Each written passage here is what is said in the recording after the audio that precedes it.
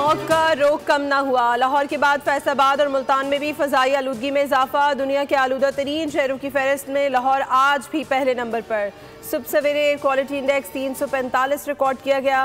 महकमा मौसमियात ने स्मॉग की सतह में इजाफे के हवाले से एडवाइजरी जारी कर दी। कहा आने वाले दिनों में मुल्क के बड़े शहरों में स्मॉग की खतरनाक सूरत हाल हो सकती है।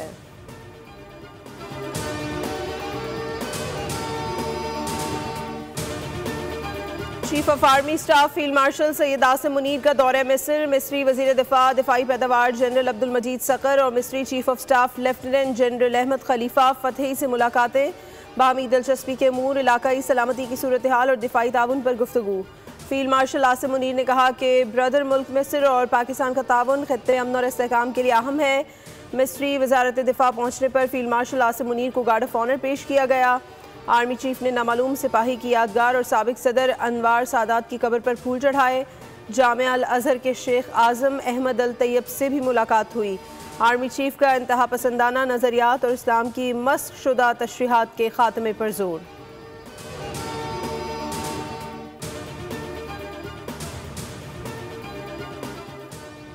वज़ीर आज़म शहबाज शरीफ से कतर के वज़ीर तिजारत शेख फैसल बिन सानी बिन फैसल अल सानी की मुलाकात। शेख फैसल बिन सानी बिन फैसल अल सानी का इक़्तिसादी रवाबित को मज़ीद गहरा करने के लिए अज़्म का इरादा। दो तरफ़ा तिजारत और सरमायाकारी के ताउन को बढ़ाने की अहमियत पर जोर दिया।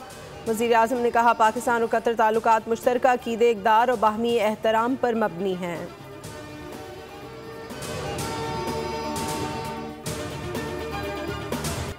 वफाकी काबीना ने तहरीक लब्बैक पाकिस्तान को इंसदाद दहशतगर्दी एक्ट के तहत कलअदम करार देने की मंजूरी दे दी। पंजाब हुकूमत की दरख्वास्त पर वजारत दाखिला ने समरी वफाकी काबीना में पेश की।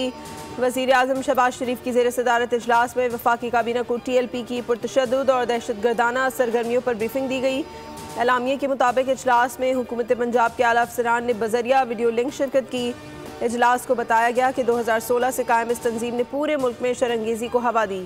2021 में भी इस वक्त की हुकूमत ने TLP पर पाबंदी लगाई, जो 6 माह बाद इस शर्त पर हटाई गई कि वो आइंदा मुल्क में बदअमनी और पुरतशद्दुद कार्रवाइयाँ नहीं की जाएंगी।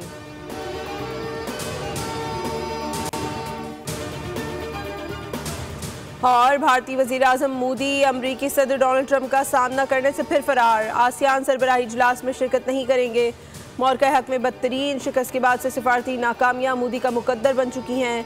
खबर रसा इदारे रॉयटर्स के मुताबिक मोदी आसियान सरबराही इजलास में ऑनलाइन शिरकत करेंगे। मोदी ने आलमी फोरम से अपनी गैर हाज़िरी की वजह दिवाली की तातीलात को करार दिया है। तज्ज़ियाकारों का कहना है मोदी की गैर हाज़िरी की वजह बैनुल-अक़वामी दबाव, तिजारती तनाज़ात और अमरीका के साथ कशीदा ताल्लुकात हैं।